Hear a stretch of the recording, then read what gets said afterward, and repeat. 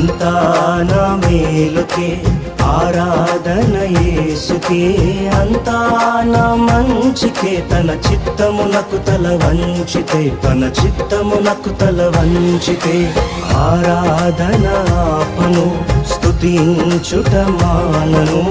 ఆరాధన ఆపను, స్తుతించుట మానను, స్తుతించుట మానను.